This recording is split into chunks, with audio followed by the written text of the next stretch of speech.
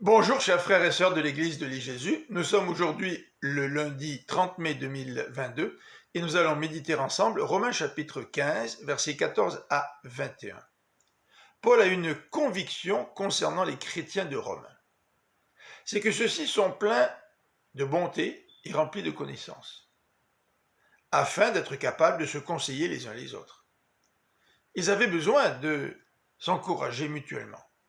Car Paul, dans sa lettre, leur parle d'un sujet extrêmement sensible qui pouvait entraîner de la controverse, celui des viandes sacrifiées aux idoles.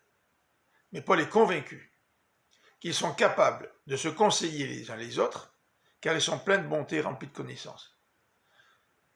Cette première paire me fait penser à une deuxième paire que Paul utilise dans Éphésiens. C'est celle-ci.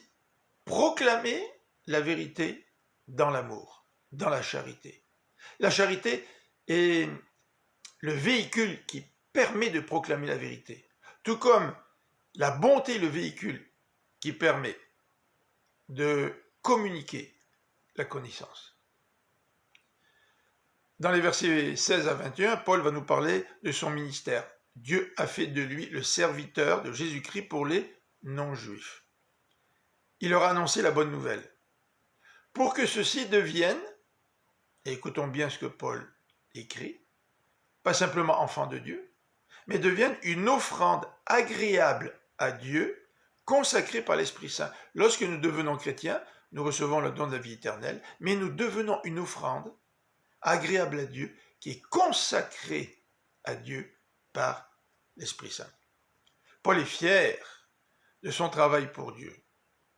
Pas fier parce qu'il voudrait mettre de l'avant ses propres capacités, mais fier de ce que Christ a accompli, verset 17, par lui, par ses paroles, par ses actes, par le Saint-Esprit.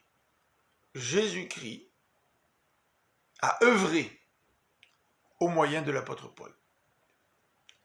Et Paul termine cette section en nous communiquant, au versets 20 et 21, un élément extrêmement important pour lui. C'était pour lui un point d'honneur que d'aller annoncer la bonne nouvelle là où le nom de Christ n'était pas connu. Il ne désirait pas profiter du travail des autres. Paul, dans l'Épître aux Corinthiens, nous dit que le travail d'équipe est important. Certains plantent, d'autres arrosent, c'est Dieu qui fait croître. Mais Paul ici ne parle pas d'un travail d'équipe, il nous parle de ce qui le motivait. Allez présenter l'évangile à ceux qui n'avaient jamais entendu parler de la bonne nouvelle. Est-ce le cas pour nous? Sommes-nous prêts à parler de cette bonne nouvelle du salut à des gens qui vivent autour de nous qui n'ont jamais entendu parler de cette bonne nouvelle? Je vous souhaite une bonne fin de journée, que le Seigneur vous bénisse. À demain.